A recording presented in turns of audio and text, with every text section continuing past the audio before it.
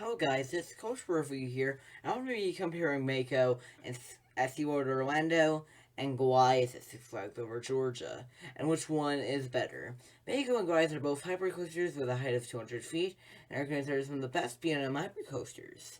Let's start out with Mako at SeaWorld Orlando, which has a height of 200 feet and 200-foot drop, with a speed of 73 miles per hour and a length of 4,760 feet.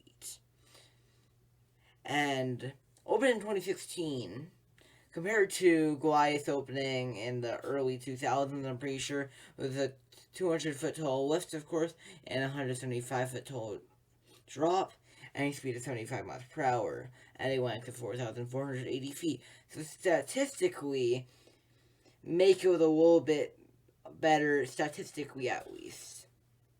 But let's now look at who has better drop, Mako or Goliath. I would say Mako's drop is much better. Goliath is like meh, but it's still decent. But Mako's is much better. And while Mako has 5 airtime hills and Goliath has 6 airtime hills, but I would say Mako has better quality, while Goliath has a little less quality, but more quantity. Even the final 3 airtime hills are still ejector on Goliath, but still the first 3 hills are meh, while Mako only has 1 meh hill, which is the final hill. Well, let's get into the turnarounds.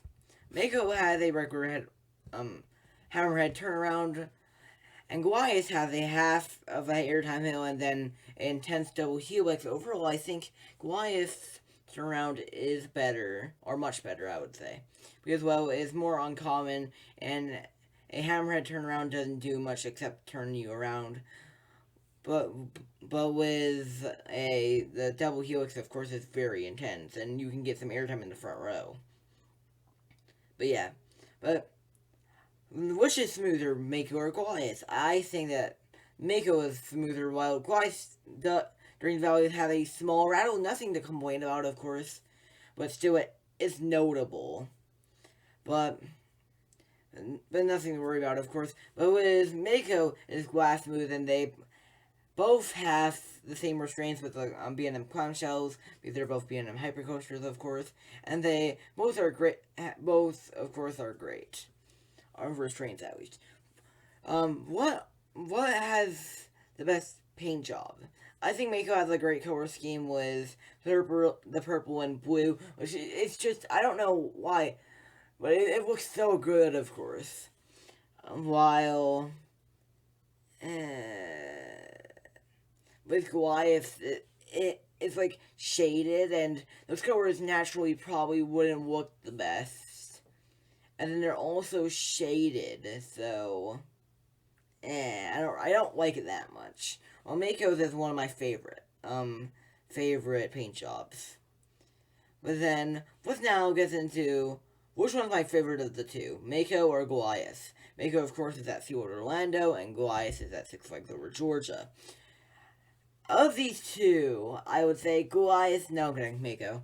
Mako is better. It's first off, the 5-second floater hill is great, and it has all those. Even with the ones that have trims on them, or every time it has trims on them, they're still great. The editing is still kind of bad compared to the rest of the ride, but it's still serviceable, I would say.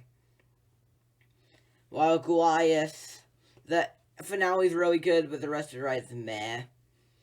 With the intense helix and then the first 2 airtime hills being meh, but the end is really good, of course. At the same time, with those, when you have your hands up, you get jolted down at the end of the series of airtime hills right before you go into the brake run on Goliath, which something similar happens on Tennessee Tornado for some reason, but yeah, tell me what you think in the comments down below. And remember to like, comment, and subscribe, and put those notifications on so you guys know when a new video out. And peace.